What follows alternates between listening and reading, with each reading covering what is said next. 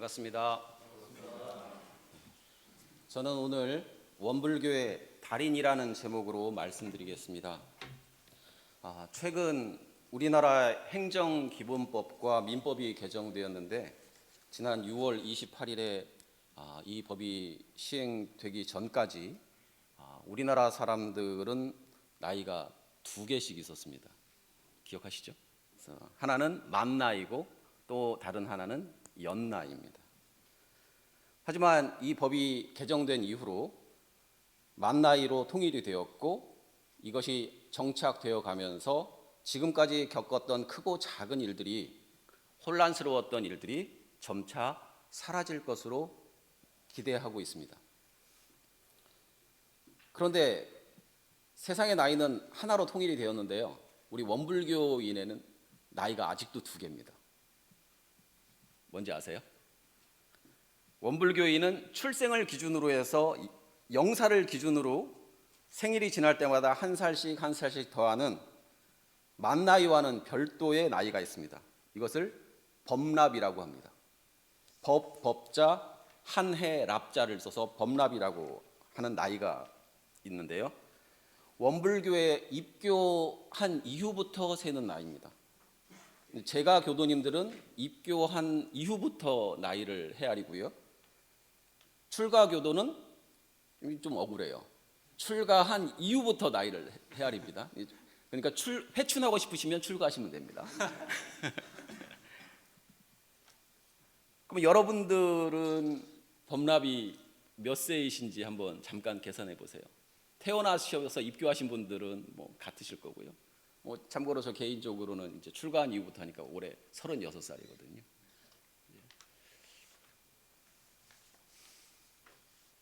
제가 기분 전환을 하고 싶을 때, 바빠서 TV를 요즘 못 보는데 그래도 조금 뭔가 마음에 힘을 얻고 싶을 때 찾아보는 TV 프로그램이 있어요. 그게 뭐냐면 생활의 달인입니다.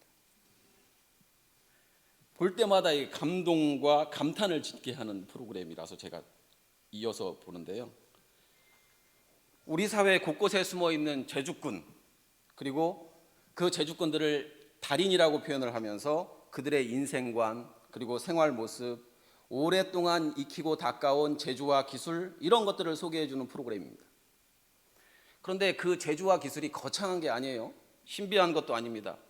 우리가 늘 일상생활 속에서 겪는 봉투 접기, 단추 꿰기, 도배하기, 신문 배달하기, 서빙하기, 이삿짐 나르기, 각종 수집하기, 이런 일상 속의 평범한 일들을 숙련된 달인들이 척척척척 해내가는 것을 보면 그것 보는 것 자체만으로도 감동이 되고 힐링이 돼요. 그리고 생활의 달인에 나오는 사람들의 얼굴을 보면 한결같이 미소가 있고 어떤 상황이나 환경에서도 감사하는 마음이 읽혀지고 끊임없이 연습하고 연습한 결과 꾸준함의 결정체로서 달인이 되었다라고 하는 것을 비춰주고 있습니다. 아마 저뿐만 아니라 여러분들도 이 프로그램을 한 번쯤은 보신 적이 있으실 것으로 예측이 되는데요. 자, 제가 법납이 몇 년인지 헤아려 보자고 했잖아요. 저 36년 됐다고 고백했습니다. 36년 동안 이거 했으면 달인 소리를 들어야 되지 않을까라고 하는 생각인 거예요. 법납이 늘어날수록 우리는 어떤 달인이 되어야 할 것인지를 함께 오늘 생각해 봤으면 좋겠습니다. 잘 아시다시피 우리 대학은 물질이 개벽되니 정신을 개벽하자는 원불교 개교 정신에 바탕하여 과학과 도학을 겸비한 전인 교육으로 새문명 사회 건설의 주역 양성을 건학의 기본 정신으로 한다고 천명하면서 출발했습니다. 그렇기 때문에 가장 먼저 우리는 소태산 대종사님께서 말씀해 주신 물질이 개벽되니 정신을 개벽하자는 원불교 개교표에서 달인이 되기 위한 표준 법문을 찾아야 될 것으로 생각됩니다. 우리가 정신 개벽의 주인공이 되는 일, 이것이 바로 원불교의 달인이 되는 일이 아닐까. 그리고 우리 원광대학교 구성원들이 건학 정신을 구현하는 길이 아닐까라는 생각을 하는 것입니다. 대종사님의 가르침을 염두에 두면서 개벽의 달인이 되기 위한 다짐들, 그리고 그 다짐들을 구체화하기 위해서 저는 오늘 웃음의 달인, 그리고 감사의 달인, 그리고 훈련의 달인, 끝으로 교전의 달인이 되자라는 말씀을 드리고 싶습니다. 첫 번째로는 수행의 결정체인 웃음의 달인이 됩시다라는 말씀입니다. 수행의 방법을 여러 가지로 얘기할 수 있는데요. 좌선도 있고 독경도 있고 여러 가지가 있습니다. 그런데 저는 이 자리에서 무엇보다도 수행의 결정체는 웃음으로 표현되고 나타나는 것 아닌가라는 생각을 하는 겁니다. 제가 웃음 얘기를 하는데도 불구하고 아주 노기를 띤 얼굴로 저를 바라보고 계십니다. 닦음의 길에서 가장 중요한 밑거름은 바로 웃음이 아닐까요? 여러분들 느끼시겠습니다만 웃음은 그냥 생기는 것이 아니라 마음에 여유가 있고 마음에 힘이 있을 때 웃을 수 있는 것 같아요. 대종사님께서 어려운 초창기에 제자들을 이끌고 지도하시면서 여러 법문들을 남겨주셨는데요. 요즘 원불교 기록유산 데이터베이스 구축사업 문화체육관광부의 연구 용역을 받아서 10년 프로젝트를 진행하고 있습니다. 대종사님 당대 때 남겨져 있던 각종 문헌 자료들을 통해서 대종사님의 법문 상황들을 대종경에 있는 것과는 더 상세하게 생생약동하는 표현들을 접하면서 그걸 정리하고 있거든요.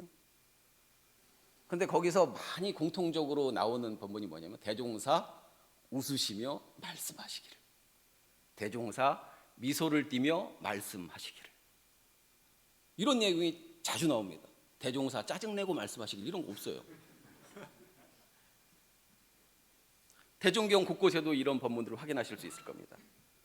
이것뿐만 아니라 제자들도 어땠냐면 이 미소에 깔깔대소회라고 하는 행사를 통해서 법흥을 즐기고 화목을 도모하고 발전을 진작시키는 데 있어서 원동력을 삼았습니다. 그래서 우리 원불교 수행의 결정체는 저는 웃음으로 표출이 되는 것 아닌가라는 말씀을 드리고 싶습니다. 그런데 저도 살아가면서 고민이 있어요.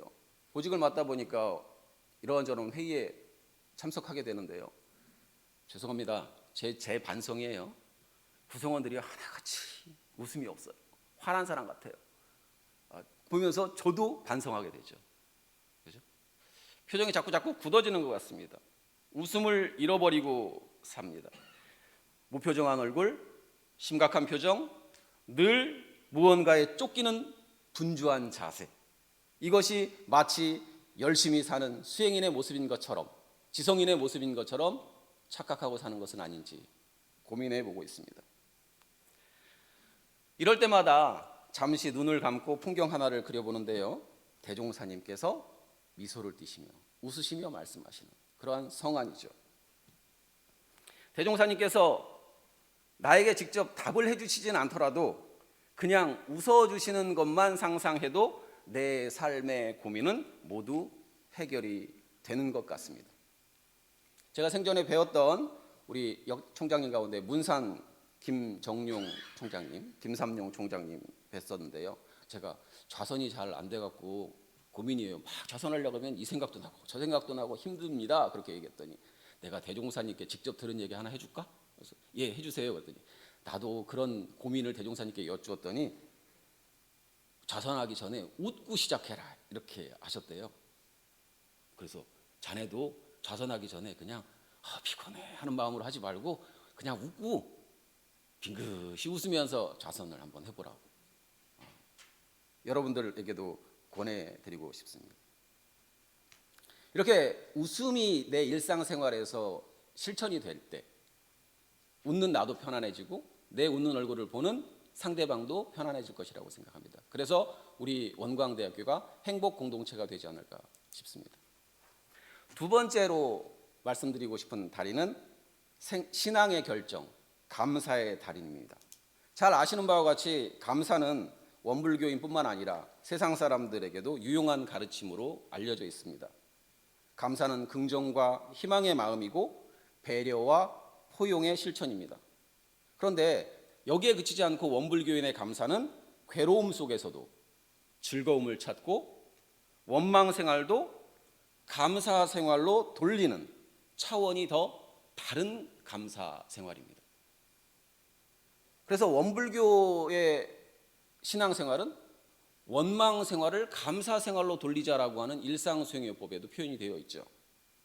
근데 이게 말은 간단한데요, 실생활에서 실천하기가 너무 힘들죠. 제가 지역교당에서 근무를 할 때 한 40대 여자 교도님들 한 30여 명 법회를 보는 모임이 있었거든요. 제가 일상수행요법 한 조목 한 조목 설교를 하다가 원망생활을 감사생활로 돌리자에 대한 설교를 할 때, 설교를 하면서 이게 설교에만 그치지 않고 일상생활 속에서 실천하십시오. 그래서 숙제를 하나 해드릴게요. 남편분들 볼 때마다 감사합니다, 감사합니다 하루에 10번 일주일 동안 하고 다음 법회 때 그 결과를 서로 공유하자라고 하는 숙제를 낸 적이 있어요. 그런데 일주일 후에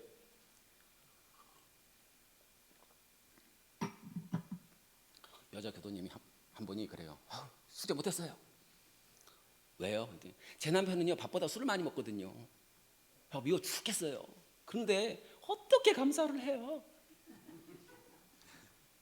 그래요? 그래도 해보세요. 그래갖고 일주일 숙제를 또 냈어요. 그랬더니 그 다음 일주일 후에 와갖고는 그래도 술 먹고 집은 들어오니까 감사하네 그러더라고. 근데 몇 년 전에 부고가 날라왔어요. 남편분이 돌아가셨어요. 그래서 제가 갔거든요. 그랬더니 영안실에서 눈물을 흘리면서 그래요. 경원님 그래도 있을 때가 좋았어요. 그죠? 그래서 있을 때 잘해라는 말이 있나 봐요. 감사는 표현의 공부고 실천의 공부입니다. 누구나 감사하는 상황에서는 감사하는 마음을 전하는 일이 쉽지요. 그렇지만 원망의 상황, 괴로움의 상황에서도 감사를 찾는 공부, 그리고 감사를 표현하는 공부가 원불교인의 신앙의 달인의 모습입니다. 세 번째로 내 삶의 자양분을 만들어주는 훈련의 달인입니다. 원불교는 훈련의 종교라고 합니다. 그래서 정기훈련법도 있고요, 상시훈련법도 있고요. 정기훈련 과목 11개 과목이 있고 상시응용 주의사항 6개가 있고 교당 내왕시 주의사항 6개가 있습니다. 그래서 이 얘기를 또 하면 교도님들은 그러시죠. 아유 훈련이 너무 많아서요 숨 쉴 틈 없어요. 물 셀 틈 없어서 숨 쉴 틈도 없어요 라는 그런 얘기도 하시거든요. 근데 그건 너무 어렵게 생각하셔서 하는 푸념이시고요. 이걸 쉽게 말씀드리자면 1장에 나왔잖아요. 우리가 함께 공독했던 일상수행요법 9가지를 날마다 대조하라는 겁니다. 입으로만 읊지 말고 생활 속에서 실천하면서 지속하는 것이 훈련입니다. 물론 전문적으로 정해진 정기훈련에 참석하는 것, 교당에 내왕하면서 법의 훈정을 받는 것도 필요하죠. 그렇지만 그 훈련의 달인을 지향하기 위해서는 일상수행요법을 실천하는 겁니다. 대조하는 겁니다. 문정규라고 하는 제자가 대종사님께 여쭙니다. 경계를 당할 때 무엇으로 취사하는 대중을 사모으리까? 궁금하셨나 봐요. 경계를 따라 있어지나니, 경계를 따라 있어지나니 이 표현이 나오니까 대종사님께서 말씀하시죠.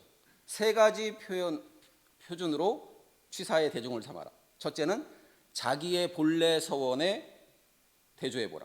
2번째, 스승이 가르치는 본의를 생각해봐라. 3번째, 당시 형편을 살펴서 한편에 치우침이 없는가를 생각해봐라. 이 3가지로 대중을 삼고 공부를 한다면 공부가 항상 어두워지지 않고 모든 처사가 자연 골라지게 될 것이다 라고 상세히 말씀하십니다. 이러한 표준을 가지고서 계속 내 생활에 대조하는 공부를 계속하게 된다면 우리가 훈련의 달인이 되지 않을까, 그리고 훈련의 결과, 훈련의 공덕을 얻을 수 있지 않을까 생각해 봅니다. 즉 일상수행의 요법을 말로만 외우지 않고 내 생활 속에 대조하는 생활을 계속 반복해서 하는 것, 그것이 훈련의 달인이 되는 방법입니다. 끝으로 4번째, 마음 공부 최고의 경전, 교전의 달인이 됩시다라는 말씀을 드리고 싶습니다. 아까 그 여자 교도님들 모임이 있었다고 말씀드렸잖아요. 한 번은 가정 방문을 해가지고서 기도도 해드리고 법회도 보고 뭐 이런 시간이 있었는데요. 교전 봉독 시간이 있어서 교전 갖고 오세요 그랬더니 어디에 뒀는지 물으시는 거예요. 그래서 어디서 쭉 갖고 와가지고서는 이렇게 갖고 와서 이거 닦으면서 아유 교무님 오신다 그래서 이거 찾으실 줄 알았더니 미리 닦아놓을 걸 그랬네. 실제로 겪었던 일입니다. 왜 그러냐면 요즘 교당에서도 편의를 제공하기 위해서 전설을 비치해 놓고 보라고 하시잖아요. 그죠? 그리고 요즘 스마트폰 들고 있으니까 스마트폰 앱으로 다운받아서 이게 보시기도 합니다만 종이로 또 되어 있는 경전을 읽는 맛도 있거든요. 그래서 제가 그 모습을 보고 숙제를 또 냈죠. 경전을 눈에 잘 보이는 곳에다가 두십시오. 그래서 그분 경전 읽는 재미에 이렇게 빠져가지고서 그 다음부터는 차에도 하나 두고 집에도 두고 이렇게 읽으신다고 하거든요. 대종사님께서도 상시응용주의사항 3조에서 노는 시간이 있고 보면 경전 법규 연습하기를 주의할 것이요 라고 말씀하십니다. 가을은 독서의 계절이라고들 하는데요. 요즘 무슨 책을 보십니까? 어떤 책을 읽으십니까?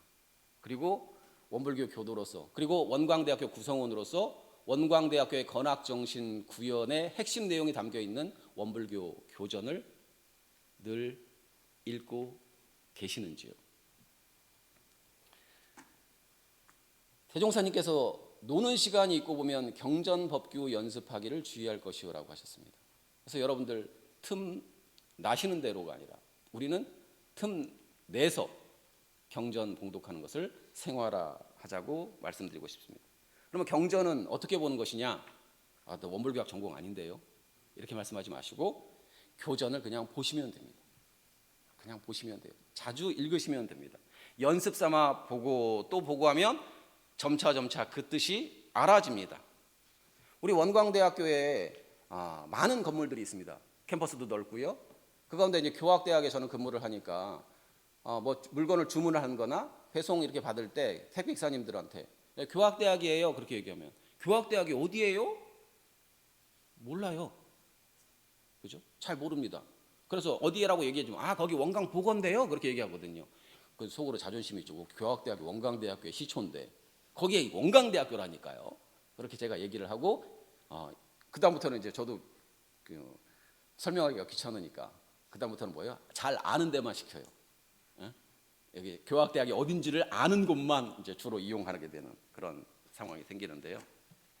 신입생들 매년 3월 달쯤 되면은 어느 건물로 가야 되는데 거기가 어디예요? 저기요 그렇게 조심스럽게 물어보잖아요. 근데 우리는 여기서 근무하고 살면서 어느 건물이라고 하면 되게 알죠. 내비게이션 찍고 가지 않지 않습니까? 마찬가지로 교전도 처음에는 보기는 어려워도 자꾸 보다 보면 마치 우리 원광대학교 전체 캠퍼스를 한눈에 한 마음에 담아두는 것처럼 대종사님의 가르침 본의도 교전을 계속 읽다 보면 잘 이해할 수 있는 시간이 만들어집니다. 또 하나는 자주 보는 것과 아울러서 내 생활과 실제 생활과 결합시켜서 연결시켜서 보는 공부를 하자는 말씀을 드리고 싶습니다. 일상수행법도 마찬가지죠. 그냥 말로만 대조하는 것이 아니라 내 생활에 대조하자고 하시지 않았습니까? 그래서 내 생활에 대조하는데 그러면 그거 어떻게 대조하는 거냐? 경전에 쓰여 있는 것처럼 교전에 대종사님께서 밝혀주신 것처럼 하라는 것은 하고 하지 말라는 것은 안 하면 돼요. 그런데 사람이 기본적으로 알아지는 것이 있고 욕심이 있다 보니까 뭐예요? 내 하고 싶은 대로 내 아는 대로만 하거든요.